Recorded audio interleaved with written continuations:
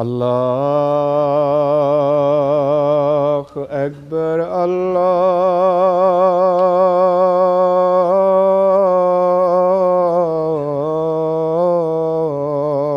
الله أكبر الله أكبر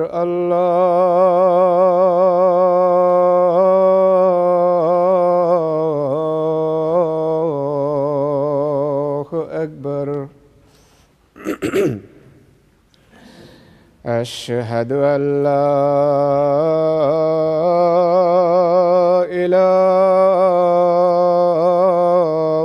إله إلا الله أشهد أن لا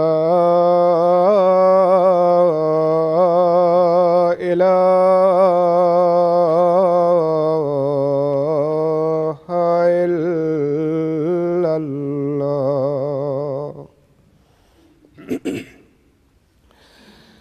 أشهد أن محمدًا رسول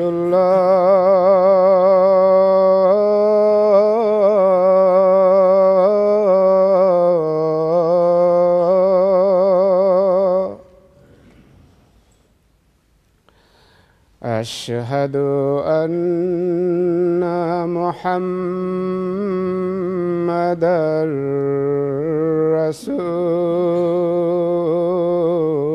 رسول الله حي على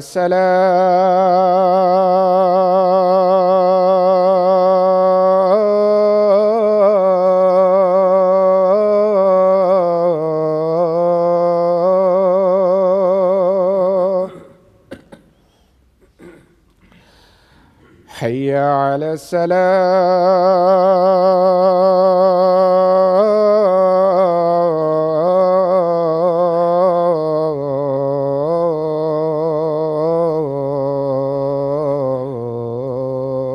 السلام حي على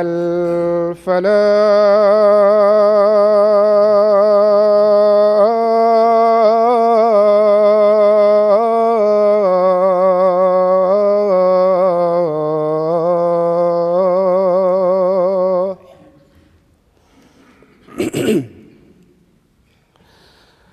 حي على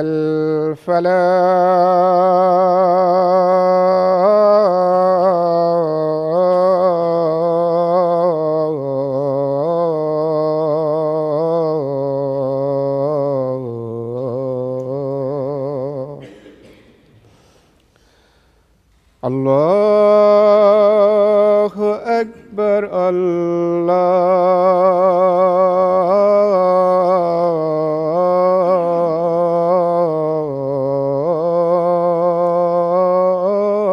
الله أكبر لا إله إلا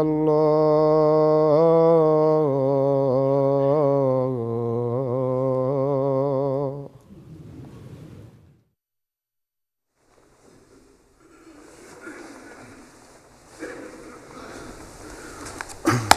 السلام عليكم ورحمة الله.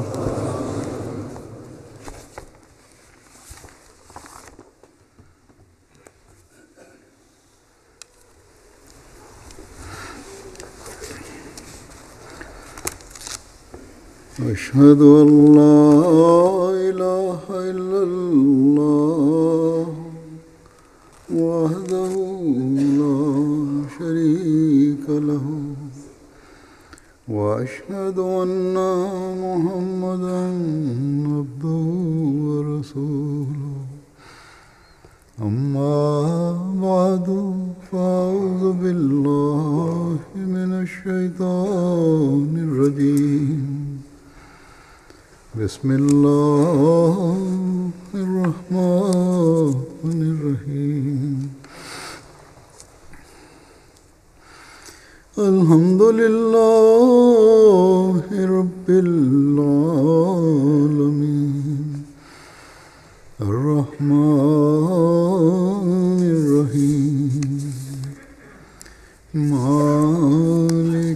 يوم الدين إياك نعبد وإياك نستعين اهدنا الصراط المستقيم صراط الذين أنعمت عليهم غير المغضوب عليهم ولا الضالين.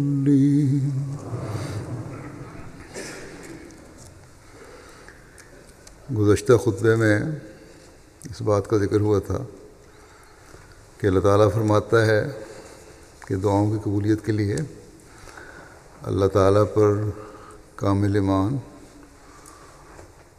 اور اسے سب قدرتوں کا مالک سمجھتے ہوئے اس سے مانگنا اور اس کے حکموں پر عمل کرنا ضروری ہے. اللہ تعالیٰ کے کیا احکامات ہیں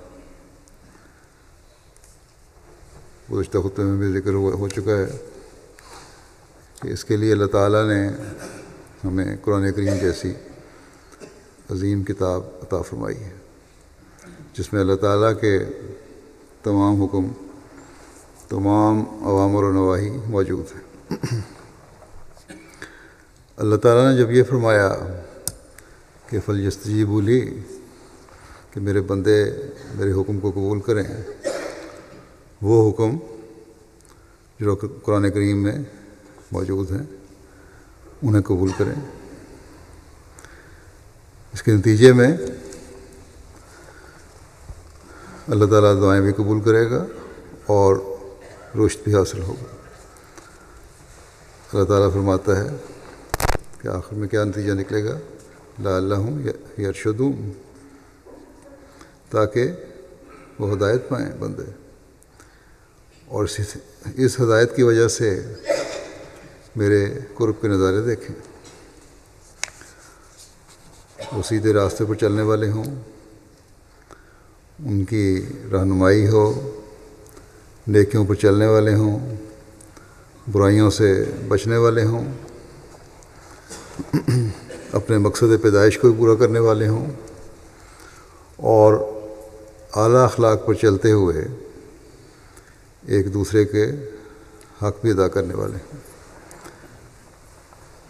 کیا ان چیزوں کی ضرورت صرف رمضان میں ہے جس کے ساتھ خاص ذکر کیا گیا ہے؟ کیا اگر ہم رمضان میں اللہ تعالیٰ کے حکم پر عمل کریں گے تو پھر مستقل ہدایت یافتہ ہو جائیں گے کہ صرف رمضان میں عمل کر لیا؟ رمضان تو ان باتوں خاص کے لیے خاص طور پر یاد دہانی کے لیے آتا ہے اور آیا ہے کہ اس تربیتی اور مجاہدے کے مہینے میں ہم تربیت لے کر مجاہدہ کر کے یا مجاہدہ کرنے کی کوشش کر کے ایک دوسرے کو دیکھ کر اللہ تعالیٰ کے قریب ہونے کے راستے تلاش کریں. بعض ہم میں سے بہتر عمل کرنے والے ہیں، بہتری باتیں کرنے والے ہیں، بہتر اخلاق والے ہیں، جمع ہوتے ہیں، اکٹھے ہوتے ہیں اور ایک دوسرے کا اجتماعی طور پر ان دنوں میں دیکھنے کا موقع ملتا ہے. تو اس سے اپنی حالت کی طرف بھی توجہ ہوتی ہے. اجتماعی اور انفرادی طور پر اللہ تعالیٰ کے حکم پر عمل کر کے اس کے ہم قریب ہوں اور اپنی دعاؤں کی قبولیت کے معیار حاصل کرنے کی کوشش کرنے والے ہوں، تاکہ پھر ہم مستقل اللہ تعالیٰ کا قرب حاصل کر کے اپنی دنیا و آخرت سنوارنے والے بن سکیں. قرآن کریم میں بے شمار احکامات ہیں جن کے کرنے یا نہ کرنے کا اللہ تعالیٰ نے ہمیں حکم دیا ہے، جن کی ہمیں وقتاً فوقتاً جگالی کرتے رہنا چاہیے، دہراتے رہنا چاہیے. اس وقت میں نے بعض احکامات لیے ہیں۔ سب سے بنیادی حکم جو ہمیں ہر وقت اپنے سامنے رکھنا چاہیے اور جو انسان کی پیدائش کا مقصد بھی ہے، وہ اللہ تعالیٰ کی عبادت کرنا ہے۔ جیسا کہ اللہ تعالیٰ فرماتا ہے کہ وما خلقت الجن والانس الا لیعبدون۔ حضرت مسیح موعود علیہ السلام نے اس کا ترجمہ یوں فرمایا ہے کہ میں نے جن و انس کو اس لیے پیدا کیا ہے کہ وہ میری پرستش کریں۔ اس مضمون کو میں کئی مرتبہ بیان کر چکا ہوں، بار بار اس طرف توجہ دلاتا رہتا ہوں، لیکن ہم میں سے بہت سے چند دن اسے یاد رکھتے ہیں پھر بھول جاتے ہیں۔ حتیٰ کہ میرے علم میں ہے، میں نے دیکھا ہے کہ بعض واقفین زندگی، بلکہ وہ جنہوں نے دینی علم بھی حاصل کیا ہوا ہے اور علمی لحاظ سے اس کی اہمیت کو سمجھتے بھی ہیں، وہ بھی اس طرح توجہ نہیں دیتے جس طرح توجہ دینی چاہیے۔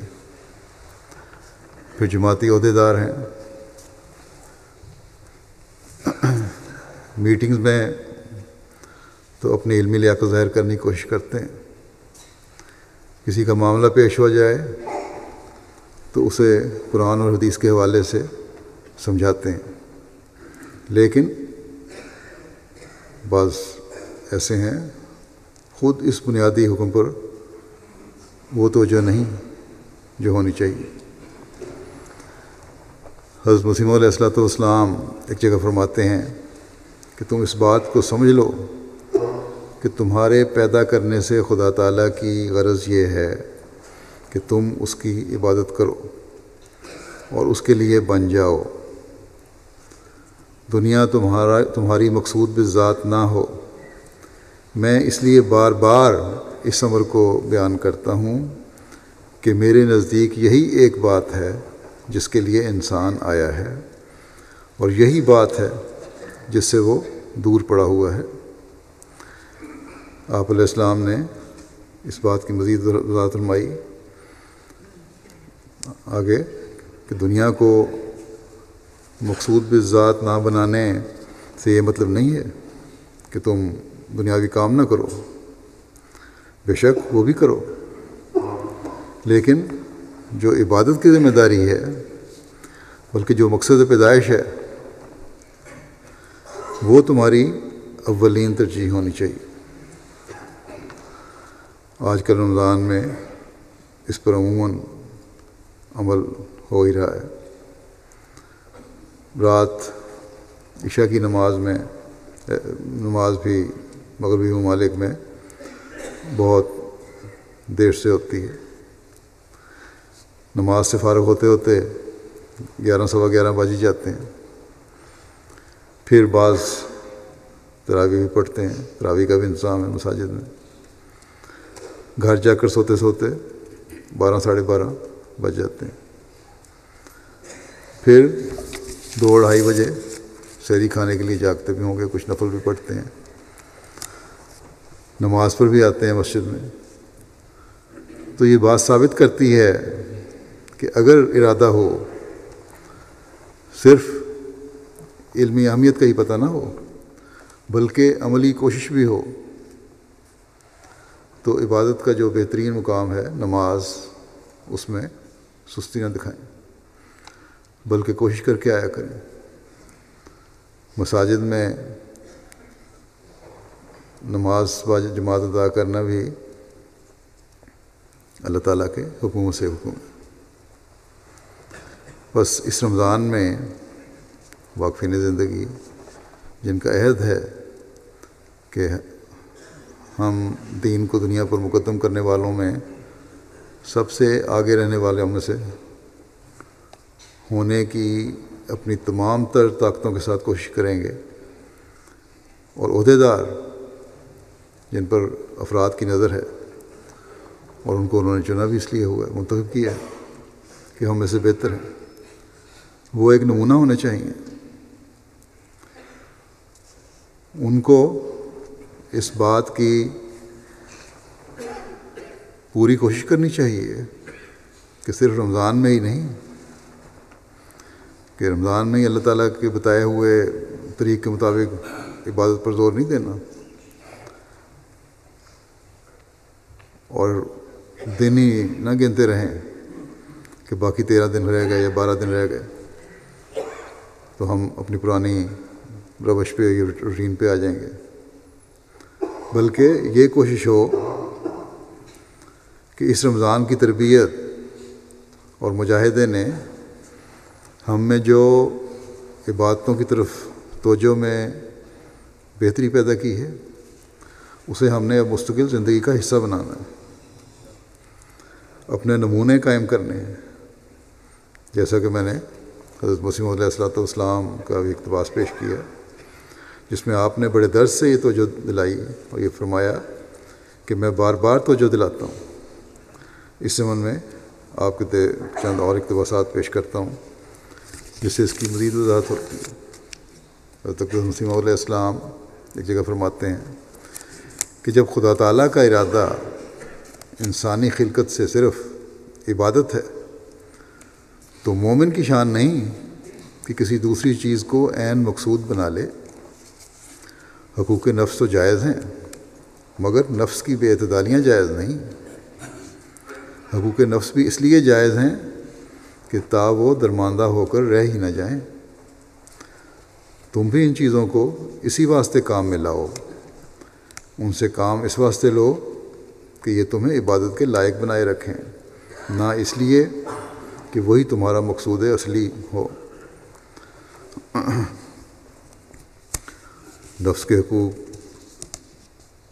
ادا کرنے کا حدیث میں بھی ذکر آیا ہے۔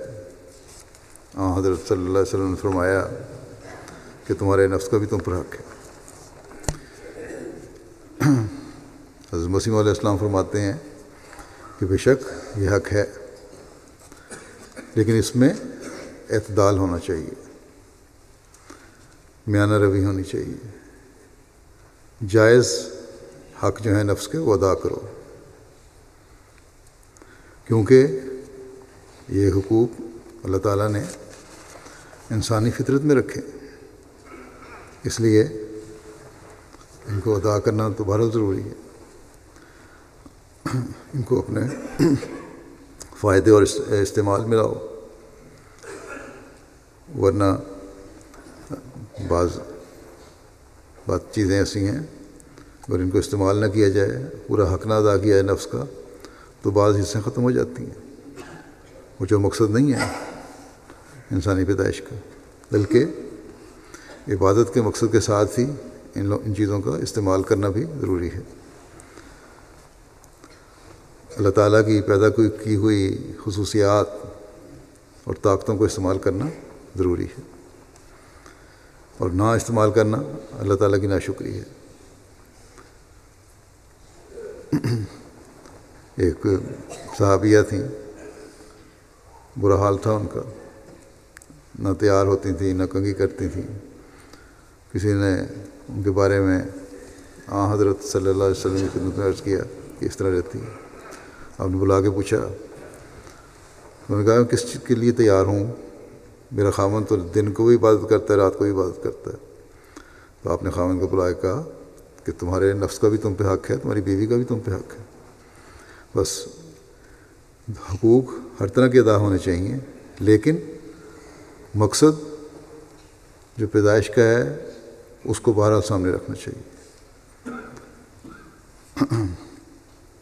نفس کے حقوق بھی ادا ہوں گے، صحت رہے گی، اور جب صحت رہے گی تو عبادت بھی صحیح طریقے سے ہو سکے گی۔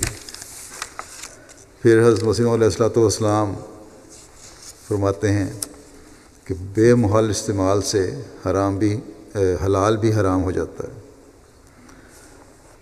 فرمایا کہ ما خلقت الجن والانس الا لیعبدون سے ظاہر ہے کہ انسان صرف عبادت کے لیے پیدا کیا گیا ہے، بس اس مقصد کو پورا کرنے کے لیے جس قدر چیز اس سے درکار ہے، اگر اس سے زیادہ لینا ہے، زیادہ لیتا ہے تو گو وہ شے حلال ہی ہو مگر فضول ہونے کی وجہ سے اس کے لیے حرام ہو جاتی ہے۔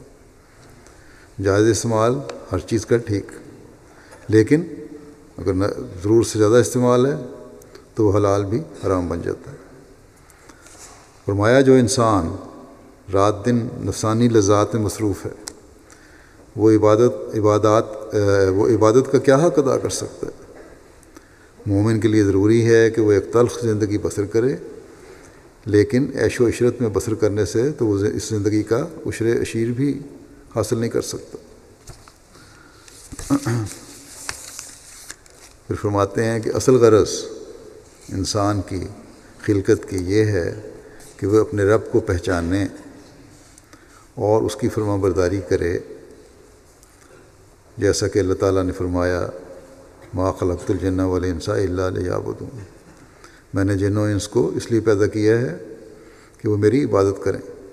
مگر افسوس کی بات ہے کہ اکثر لوگ جو دنیا میں آتے ہیں بالغ ہونے کے بعد بجائے اس کے کہ اپنے فرض کو سمجھیں اور اپنی زندگی کی غرض و غایت کو مد نظر رکھیں، وہ خدا تعالیٰ کو چھوڑ کر دنیا کی طرف مائل ہو جاتے ہیں، اور دنیا کا مال اور اس کی عزتوں کے ایسے دل دادا ہوتے ہیں کہ خدا کا حصہ بہت ہی تھوڑا ہوتا ہے، اور بہت لوگوں کے دل میں تو ہوتا ہی نہیں کہ وہ دنیا میں منہمک اور فنا ہو جاتے ہیں۔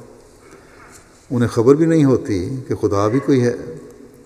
ہاں اس وقت پتہ لگتا ہے جب قابض ارواح آ کر جان نکال لیتا ہے۔ دنیا کے جھنجھڑوں سے، دنیا کے کاموں سے اس وقت نکلتے ہیں جب موت کا وقت آتا ہے، بلکہ اکثریت دنیا داروں کی تو ایسی ہے کہ موت کے وقت بھی انہیں دنیاوی دولت اور اسے سنبھالنے کی فکر ہوتی ہے۔ ایک مومن کی تو یہ حالت نہیں ہوتی، لیکن کہ موت کے وقت یہ صرف اسی طرح توجہ ہو کہ دنیا کس طرح سنبھالنی ہے، لیکن صحت میں بہت سے ایسے ہیں ایمان لانے کے باوجود جو اس مقصد کو بھول کر، جو زندگی کا مقصد ہے، دنیاوی مقاصد کی تلاش میں زیادہ فکر مند ہوتے ہیں۔ بس ہم میں سے ہر ایک کو یہ فکر سب سے زیادہ مقدم رکھنی چاہیے کہ ہم اپنی زندگی کے مقصد کو پورا کرنے والے بنیں، اور اس رمضان کو بھی، رمضان کے بعد بھی ہماری توجہ اللہ تعالیٰ کی عبادت کی طرف رہے، اور اس کے لیے جو مسجدوں کی آبادی کا حکم ہے اسے ہم اپنے سامنے رکھیں۔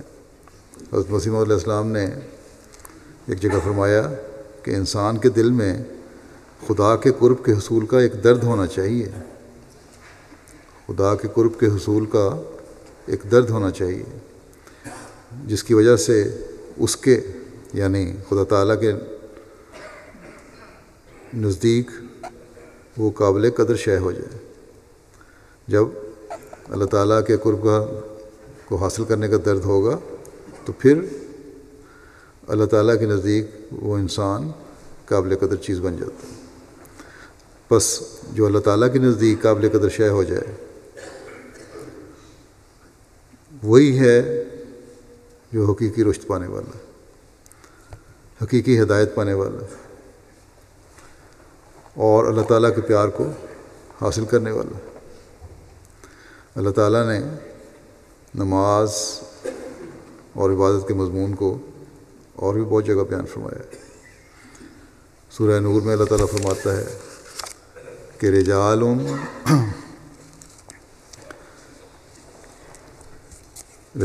لا تلہیہم تجارت ولا بیع عن ذکر اللہ وإقام الصلاۃ وإیتاء الزکوٰۃ یخافون یوما تتقلب فیہ القلوب والابصار۔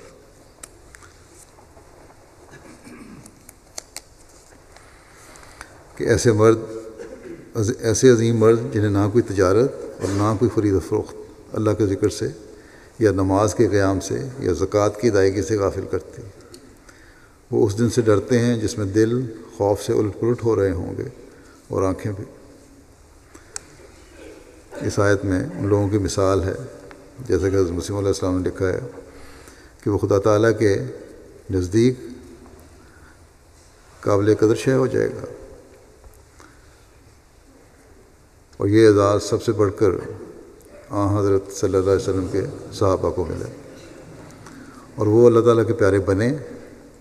اور اپنے صحابہ کے متعلق حضرت صلی اللہ علیہ وسلم نے ہمیں فرمایا ہے کہ وہ تمہارے لیے راستہ دکھانے والے ہیں، اس کے پیچھے چلو۔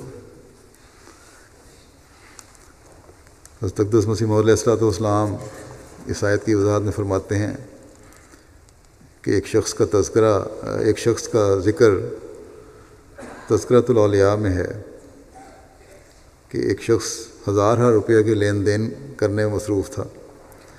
ایک ولی اللہ نے اس کو دیکھا اور کشفی نگاہ اس پر ڈالی تو اسے معلوم ہوا کہ اس کا دل باوجود اس قدر لین دین کے کاروبار کر رہا ہے، پیسہ آ رہا ہے، سامان دے رہا ہے، مصروف ہے، بظاہر کاروبار میں مصروف ہے، باوجود اس قدر لین دین کے روپیہ کے لین دین اور روپیہ کے خدا تعالیٰ سے ایک دم غافل نہ تھا۔ کاروبار بھی ساتھ کر رہا ہے لیکن اللہ تعالیٰ سے غافل نہیں ہوا۔ آپ فرماتے ہیں کہ ایسے ہی آدمیوں کے متعلق خدا تعالیٰ نے فرمایا ہے کہ لا تلہیہم تجارت ولا بیع عن ذکر اللہ، کوئی تجارت اور خرید و فروخت ان کو غافل نہیں کرتی۔ اور انسان کا کمال بھی یہی ہے کہ دنیاوی کاروبار میں بھی مصروفیت رکھے اور خدا کو بھی نہ بھولے۔ فرماتے ہیں کہ وہ ٹٹو کس کام کا جو بر وقت بوجھ لادنے کے بیٹھ جاتا ہے اور جب خالی ہو تو خوب چلتا ہے، وہ قابل تعریف نہیں۔ ٹٹو بھی گھوڑے کی ایک قسم ہوتی ہے جو بوجھ لادنے کے لیے استعمال کیا جاتا ہے پہاڑی علاقوں میں خاص طور پر۔ پھر آپ فرماتے ہیں کہ وہ فقیر جو دنیاوی کاموں سے گھبرا کر گوشہ نشین بن جاتا ہے وہ ایک کمزوری دکھلاتا ہے۔ یہ پہلو بھی سامنے ہونا چاہیے۔ عبادت مقصد ہے لیکن دنیاوی کام بھی ساتھ ساتھ، لیکن وہ لوگ جو گوشہ نشین ہو جاتے ہیں، فقیر بن جاتے ہیں، فرمایا کہ وہ کمزوری دکھلاتے ہیں۔ اسلام میں رہبانیت نہیں، ہم کبھی نہیں کہتے کہ عورتوں اور بال بچوں کو ترک کر دو اور دنیاوی کاروبار کو چھوڑ دو، نہیں، بلکہ ملازم کو چاہیے کہ وہ اپنی ملازمت کے فرائض ادا کرے اور تاجر اپنی تجارت کے کاروبار کو پورا کرے، لیکن دین کو مقدم رکھے، یہ شرط ہے۔ اس کی مثال خود دنیا میں موجود ہے۔ آپ فرماتے ہیں دنیا میں موجود ہے اس کی مثال کہ تاجر اور ملازم باوجود اس کے کہ وہ اپنی تجارت اور ملازمت کو بہت عمدگی سے پورا کرتے ہیں، پھر بھی بیوی بچے رکھتے ہیں اور ان کے حقوق برابر ادا کرتے ہیں۔ ایک طرف کاروبار بھی ہے، ملازمتیں بھی ہیں، لیکن گھر کی ذمہ داریاں جو ہیں، بچوں کی ذمہ داریاں ہیں، بیوی کے حقوق ہیں، وہ بھی سب ادا کر رہے ہوتے ہیں، دونوں چیزیں ساتھ ساتھ چل رہی ہوتی ہیں۔ فرمایا کہ ایسا ہی ایک انسان ان تمام مشاغل کے ساتھ خدا تعالیٰ کے حقوق کو ادا کر سکتا ہے اور دین کو دنیا پر مقدم رکھ کر بڑی عمدگی سے اپنی زندگی گزار سکتا ہے۔ نمازوں کی حفاظت کے بارے میں خدا تعالیٰ فرماتا ہے کہ حافظوا علی الصلوات والصلاۃ الوسطی وقوموا للہ قانتین، کہ اپنی نمازوں کی حفاظت کرو، بالخصوص مرکزی نماز کی، اور اللہ کے حضور فرمانبرداری کرتے ہوئے کھڑے ہو جاؤ۔ اس آیت میں خاص طور پر ان لوگوں کو نماز کی طرف توجہ دلائی گئی ہے جن کے لیے کوئی بھی نماز کسی بھی طرح بوجھ ہے۔ اگر فجر کی نماز میں بوجہ رات دیر تک جاگنے اور سستی کی وجہ سے شامل ہونا مشکل ہے، وقت پہ پڑھنا مشکل ہے، تو یہ ایسے شخص کے لیے صلاۃ الوسطی ہے۔ اگر کاروباری آدمی کے لیے ظہر عصر کی نماز پڑھنا مشکل ہے تو یہ اس کے لیے صلاۃ الوسطی ہے۔ حافظ کو مطلب ہے یہ مطلب یہ ہے کہ ایسی حفاظت جو کسی چیز کو ضائع ہونے سے بچائے۔ بس ایک مومن کی فرما برداری اسی وقت ہوتی ہے جب وہ ان نمازوں کو وقت پر ادا کرنے والا ہو اور ان کا حق ادا کرتے ہوئے نماز ادا کرنے والا ہو۔ یہ نہیں کہ جلدی جلدی آئے اور ٹکرے مار کے چلے گئے۔ پھر ایک حکم قرآن کریم میں اللہ تعالیٰ نے عہدوں کو پورا کرنے اور ان کی پابندی کا دیا۔ اس میں خدا تعالیٰ سے کیے ہوئے عہد بھی ہیں اور بندوں کے عہد بھی۔ اللہ تعالیٰ کے عہد اللہ تعالیٰ کے دین کے بارے میں عہد ہیں، مسلمان ہونے، اور پھر ہم احمدیوں کو خاص طور پر حضرت مسیح موعود علیہ السلام کے بیت میں آنے کا جو عہد ہے، دین کو دنیا پر مقدم رکھنے کا جو ہم نے عہد کیا ہے، اسلام کی تعلیم پر عمل کرنے کا جو ہم نے عہد کیا ہے، ان تمام باتوں کی پابندی کا عہد ہے جو اللہ تعالیٰ کے حق ادا کرنے کی طرف توجہ دلاتے ہیں۔ شرائط بیت میں ساری چیزیں شامل ہیں، اور بندوں کا حق ادا کرنے کی طرف بھی توجہ دلاتی ہیں۔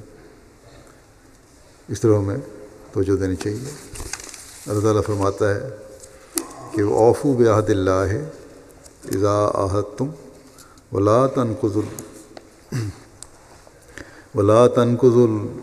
الایمان بعد توکیدها وقد جعلتم اللہ علیکم کفیلا ان اللہ یعلم ما تفعلون۔ اور تم اللہ تعالیٰ کے عہد کو پورا کرو جب تم عہد کرو،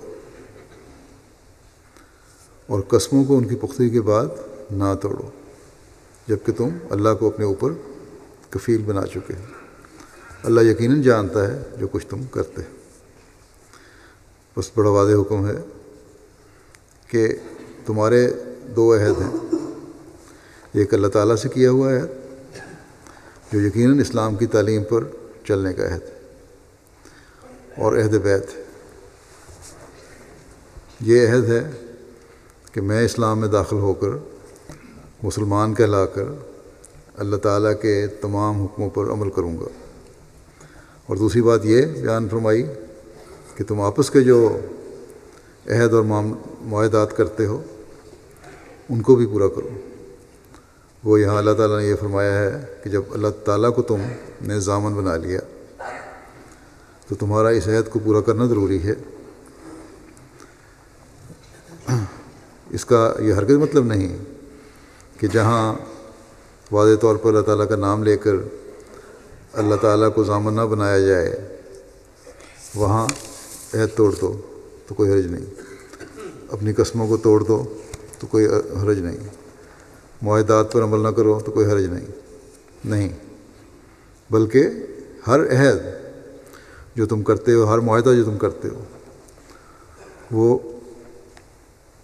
پہلی بات تو یہ ہے کہ انصاف اور سچائی کی بنیاد پر ہونا چاہیے، اور جب انصاف اور سچائی کی بنیاد بنا کر کرتے ہو اور تو پھر اللہ تعالیٰ کا یہ حکم ہے کہ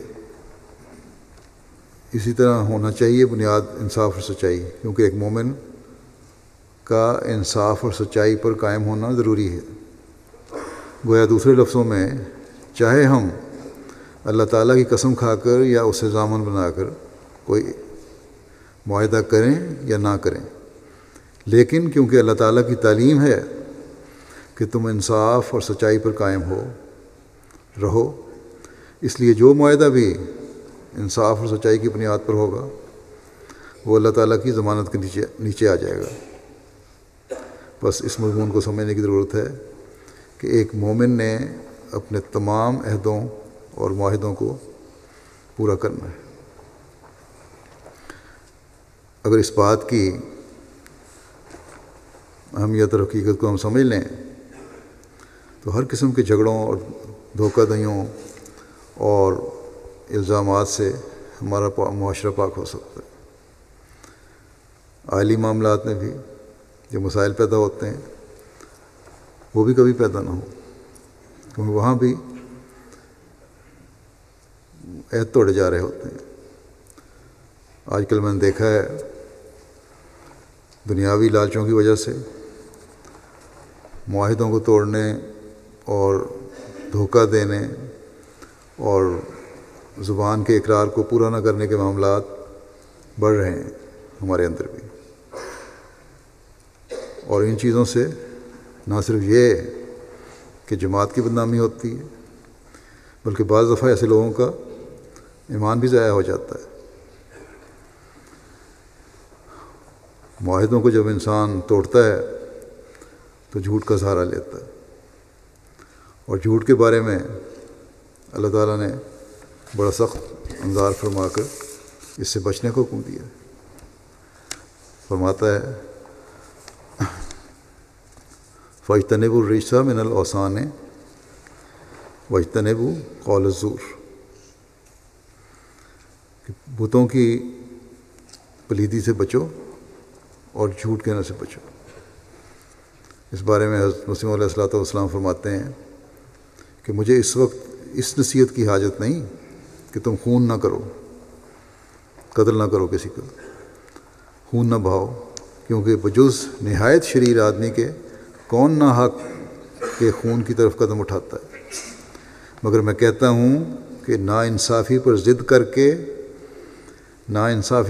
کر کے سچائی کا خون نہ کرو، حق کو قبول کر لو، اگرچہ ایک بچے سے۔ اگر بچہ بھی کوئی سچی بات کہتا ہے تو قبول کر لو، پھر ضد نہ کرو، اور اگر مخالف کی طرف حق پاؤ تو پھر فلفل فار اپنی خشک منطق کو چھوڑ دو۔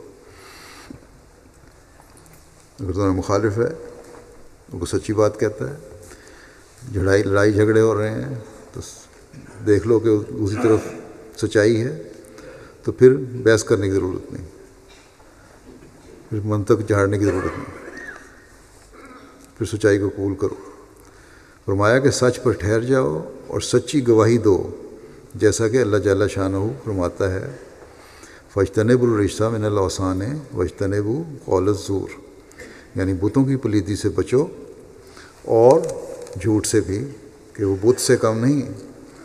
جو چیز قبلہ حق سے تمہارا منہ پھیرتی ہے وہ تمہاری راہ میں بت ہے، جو سچائی اختیار کرنے سے تمہاری ہٹاتی ہے وہ بت ہے۔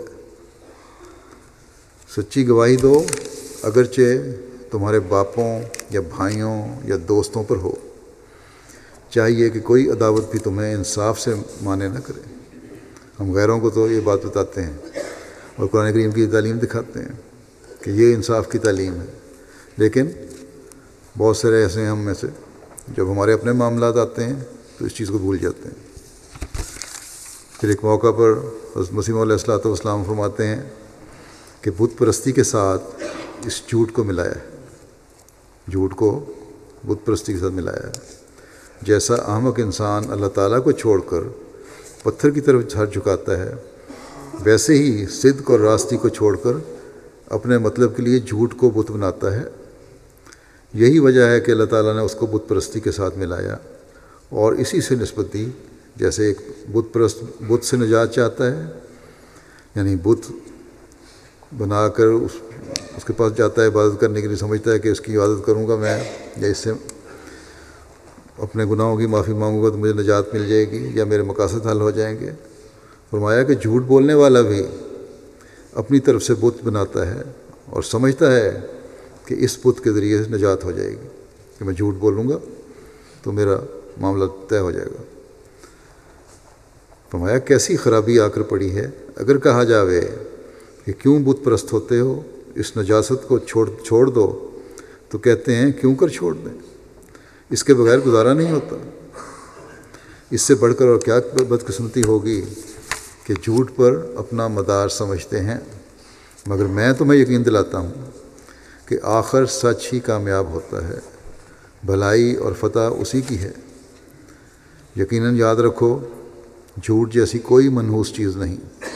عام طور پر دنیا دار کہتے ہیں کہ سچ بولنے والے گرفتار ہوتے ہیں، مگر میں کیوں کر اس کو باور کروں؟ مجھ پر 7 مقدمات ہوئے ہیں اور خدا تعالیٰ کے فضل سے کسی ایک میں ایک لفظ بھی مجھے جھوٹ لکھنے کی ضرورت نہیں پڑی۔ کوئی بتائے کہ کسی ایک میں بھی خدا تعالیٰ نے مجھے شکست دی ہو، اللہ تعالیٰ تو آپ سچائی کا حامی اور مددگار ہے۔ یہ ہو سکتا ہے کہ وہ راست باز کو سزا دے؟ یہ کس طرح ہو سکتا ہے؟ اگر ایسا ہو تو پھر تو دنیا میں کوئی شخص سچ بولنے کی ضرورت نہ کرے۔ اگر سچوں کو سزا ملنی شروع ہو جائے تو پھر تو کوئی سچ بولے ہی نہ دنیا میں۔ فرمایا اور خدا تعالیٰ پر ہی سے اعتقاد بھی اٹھ جاوے۔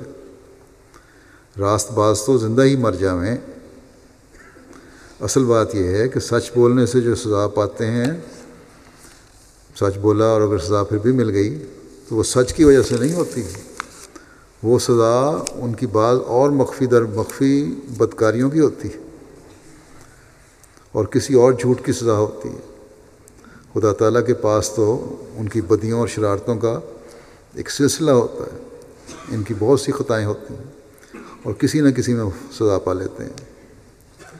بس اللہ تعالیٰ کے حضور ہمیشہ عاجزی سے جھکتے ہوئے ہمیں اپنے گناہوں کی معافی مانگتے رہنا چاہیے کہ اللہ تعالیٰ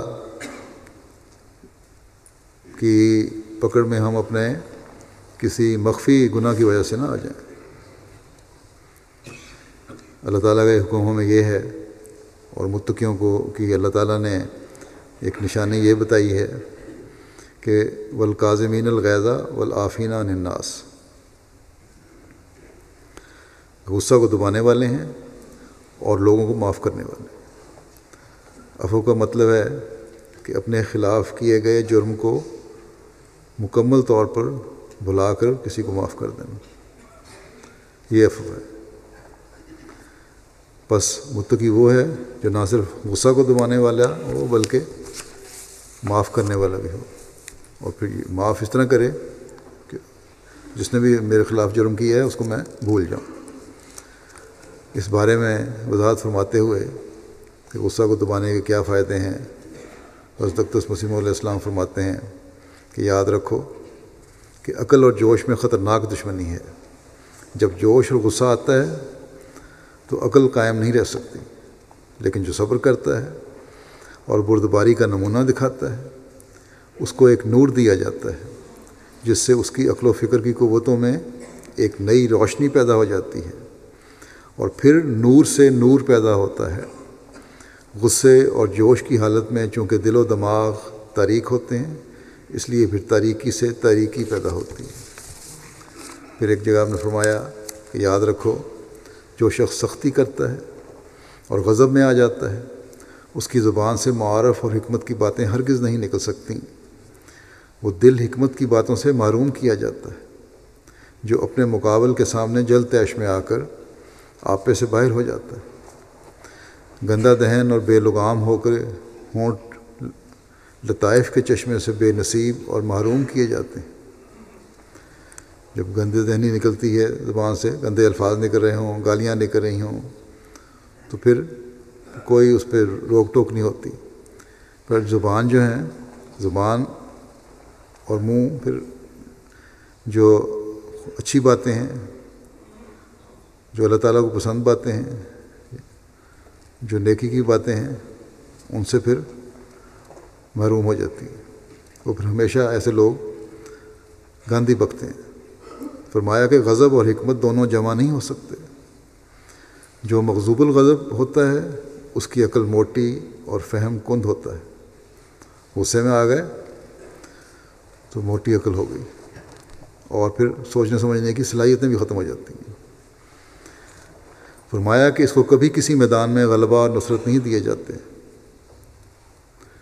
غضب نصف جنون ہے، جب یہ بھڑکتا ہے تو پورا جنون ہو سکتا ہے۔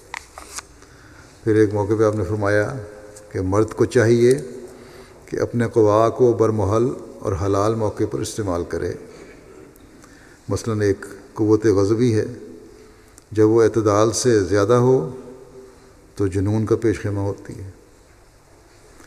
جنون میں اور اس میں بہت تھوڑا فرق ہے۔ غصے میں اور جنون میں، پاگل پن میں بہت تھوڑا فرق ہے۔ جو آدمی شدید الغضب ہوتا ہے اس سے حکمت کا چشمہ چھین لیا جاتا ہے، بلکہ اگر کوئی مخالف ہو تو اس سے بھی مغضوب الغضب ہو کر گفتگو نہ کرے۔ اگر کوئی مخالف ہی ہے تمہارے تب بھی غصے میں آ کے ایسا غضبدار ناک ہو کر گفتگو نہ کرو، بلکہ پھر بھی حکمت سے بات کرنی چاہیے۔ بس اللہ تعالیٰ کے احکام جہاں ہمارے اخلاق کو بلند کر کے ہمیں اللہ تعالیٰ کا قرب دلاتے ہیں، وہاں ہماری عقلوں کو بھی جلا بخشنے والے ہیں، اور اس کے ساتھ بہت سی دشمنیوں اور نقصانوں سے بھی انسان بچ جاتا ہے۔ اکثر غصے میں آنے والوں اور لڑنے والوں کو نقصان اٹھاتے دیکھا گیا ہے، کبھی فائدہ تو نہیں ہوا۔ حضرت مسیح علیہ الصلوۃ والسلام ایک جگہ فرماتے ہیں کہ 2 قوتیں انسان کو منجر بے جنون کر دیتی ہیں، یعنی جنونی بنا دیتی ہیں۔ کون سی 2 قوتیں ہیں؟ ایک بدزنی اور ایک غضب۔ جب کہ افراد تک پہنچ جائیں، جب انتہا تک پہنچ جائیں یہ چیزیں، تو پھر انسان کو پاگل بنا دیتی ہیں۔ بس لازم ہے کہ انسان بدزنی اور غضب سے بہت بچے۔ آپ نے فرمایا لازم ہے کہ انسان بدزنی اور غضب سے بہت بچے۔ بدزنی سے بچنے کے لیے اللہ تعالیٰ نے ہمیں قرآن کریم میں بھی حکم دیا ہے۔ اللہ تعالیٰ فرماتا ہے کہ یا ایھا الذین آمنوا اجتنبوا کثیرا من الظن ان بعض الظن اسم ولا تجسسوا ولا یغتب بعضکم بعضا ایحب احدکم ان یاکل لحم اخیہ میتا فکرہتموہ واتقوا اللہ ان اللہ تواب الرحیم۔ اے لوگوں جو ایمان لائے ہو، ظن سے بکثرت اجتناب کیا کرو۔ یقیناً بعض ظن گناہ ہوتے ہیں، اور تجسس نہ کیا کرو، اور تم میں سے کوئی کسی دوسرے کی غیبت نہ کرے۔ کیا تم میں سے کوئی یہ پسند کرتا ہے کہ اپنے مردہ بھائی کا گوشت کھائے؟ بس تم اس سے سخت کراہت کرتے ہو، اور اللہ کا تقوی اختیار کرو، یقیناً اللہ بہت توبہ قبول کرنے والا اور بار بار رحم کرنے والا ہے۔ اس آیت میں پہلی چیز جس سے بچنے کا حکم ہے وہ بدظنی ہے۔ حضرت مسیح علیہ الصلوۃ والسلام فرماتے ہیں کہ بدظنی ایسا مرض اور ایسی بری بلا ہے جو انسان کو اندھا کر کے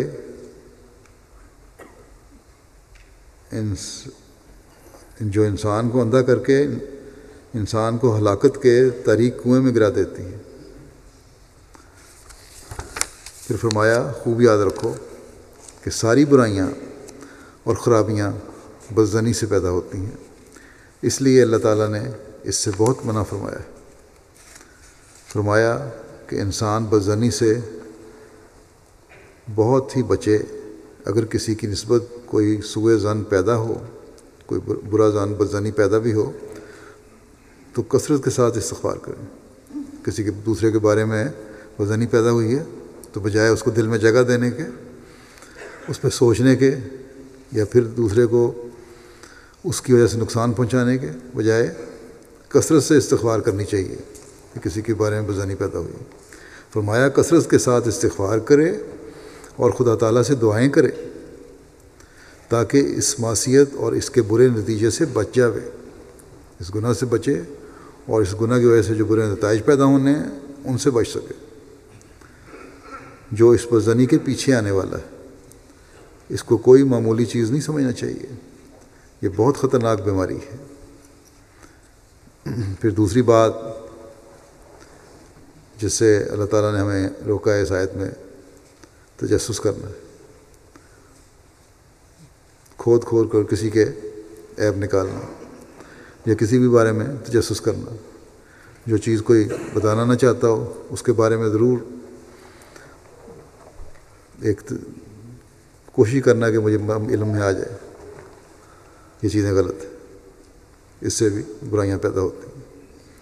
پھر تیسرا حکم یہ ہے کہ غیبت نہ کرو۔ غیبت کرنا ایسا ہی ہے جیسا کسی نے اپنے مردہ بھائی کا گوشت کھا لیا، اور اس سے تم سخت کراہت کرو گے۔ حضرت صلی اللہ علیہ وسلم سے غیبت کے متعلق پوچھا گیا تو آپ نے فرمایا کہ کسی کی سچی بات کا اس کی غیر موجودگی میں اس طرح بیان کرنا کہ اگر وہ موجود ہے تو اسے برا لگے تو یہ غیبت ہے۔ کسی کی سچی بات کا اس کی غیر موجودگی میں بیان، چاہے وہ سچی بات ہی ہو، اور ایسی بات جو اس کو برا لگے اس کو اگر بیان کر رہے ہو غیر موجودگی میں، تو یہ غیبت ہے۔ اور اگر اس میں وہ بات ہے ہی نہیں جو بیان کی جا رہی ہے تو یہ بہتان ہے۔ بس متقی کا یہ کام ہے نہیں ہے کہ ایسی باتیں کرے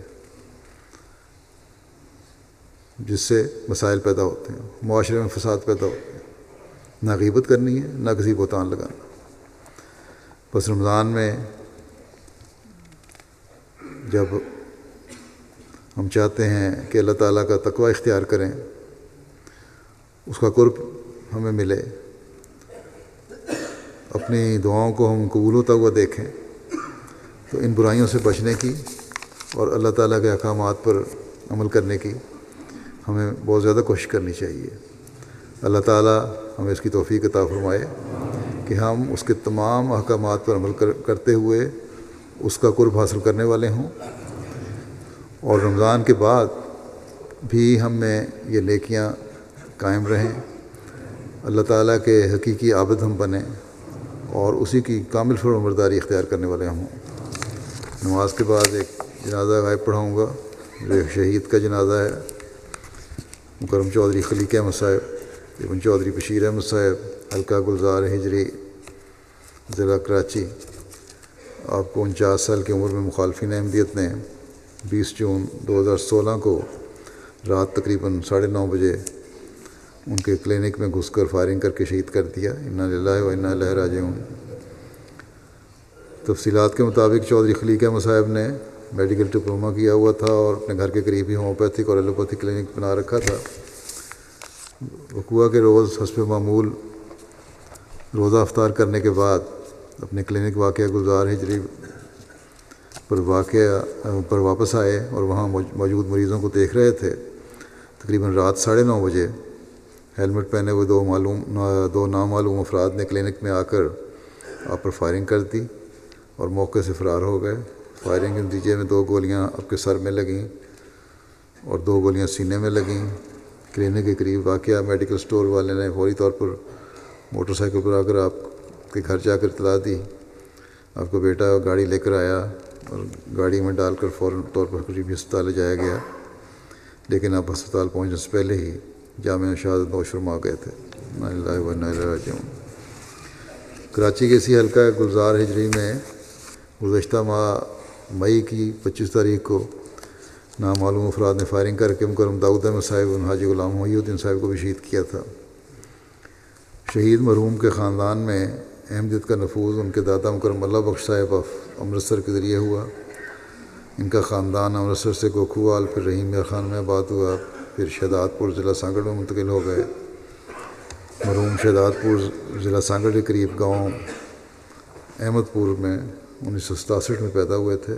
ایف اے تک تعلیم حاصل کی، پھر 1988 میں کراچی شفٹ ہو گئے، یہاں میڈیکل کا ڈپلومہ کیا، ایک پرائیویٹ لیبارٹری میں ریڈیوگرافک ٹیکنیشین کے طور پر کام شروع کیا، ساتھ ہی شام کے وقت اپنے کلینک پر میڈیکل پریکٹس بھی شروع کی۔ بعض لیبارٹری کی ملازمت چھوڑ کر مکمل طور پر میڈیکل کلینک پر بیٹھنا شروع کر دیا۔ شہید مرحوم بے شمار خوبیوں کے حامل تھے۔ تبلیغ کا ان کو بڑا شوق تھا، کلینک پر بھی غیر جماعت کو تبلیغ کرتے رہتے تھے۔ شہید مرحوم نماز با جماعت کے پابند تھے، انتہائی ہمدرد انسان تھے، نوافل ادا کرنے والے بھی تھے، عبادات میں بڑے ہوئے تھے، مستحقین کا بغیر معاوضہ کے علاج بھی کرنے والے تھے۔ بعض غیر جماعت مریض کہتے تھے کہ آپ قادیانی ہیں، آپ سے دوا لینے کو دل تو نہیں کرتا، لیکن کیا کریں، بچوں کو شفا بھی آپ کی دوائی سے آتی ہے۔ آپ اللہ تعالیٰ کے فضل سے موسی بھی تھے، جماعتی خدمات میں پیش رہتے تھے۔ شہید مرحوم کو اپنے حلقہ میں بطور محصل اور بطور زعیم انصار اللہ خدمت کی توفیق ملی۔ جس گزشتہ 18 سال سے سیکٹری وقف نو حلقہ کے عہدے پر خدمات سر انجام دے رہے تھے۔ بچوں کو بہت چھوٹی عمر میں ان کی اہلیہ کہتی ہیں اور بچوں نے بھی لکھا ہے کہ بڑی چھوٹی عمر میں نماز کا پابند بنایا، خود بھی 5 نمازیں باقاعدگی سے الگ الگ مقررہ وقت پر ادا کرتے، قرآن کریم کی روزانہ باترجمہ تلاوت آپ کا معمول تھا، خلیفہ وقت کا خطبہ خود بھی باقاعدگی سنتے اور ہمیشہ بچوں کو بھی سنواتے، بلکہ صبح شام MTA بھی ضرور لگاتے۔ اور MTA بہترین ذریعہ ہے اگر گھروں میں تربیت کرنی ہے۔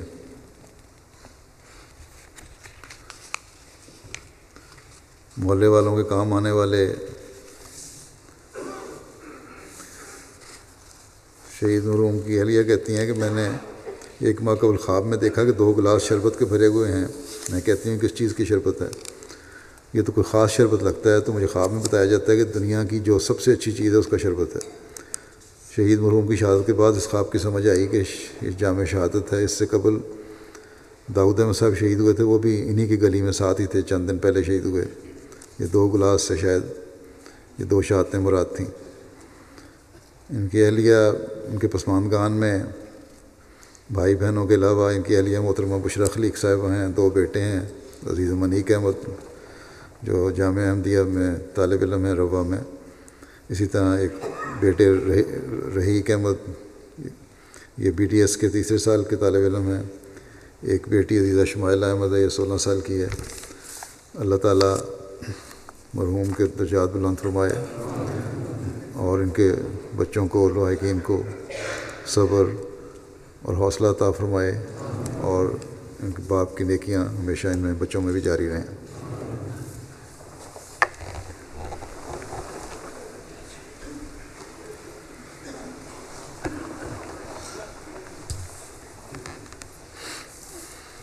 الحمد للہ نحمده ونستعینه ونستغفره ونؤمن به ونتوکل علیہ ونعوذ باللہ من شرور انفسنا ومن سیئات اعمالنا من يهده الله فلا مضل له ومن يضلله فلا هادي له ونشهد أن لا إله إلا الله ونشهد أن محمدا عبده ورسوله عباد الله رحمكم الله إن الله يأمر بالعدل والإحسان وإيتاء ذي القربى وينهى عن الفحشاء والمنكر والبغي يعظكم لعلكم تذكرون اذكروا الله يذكركم وادعوه يستجب لكم ولذكر الله أكبر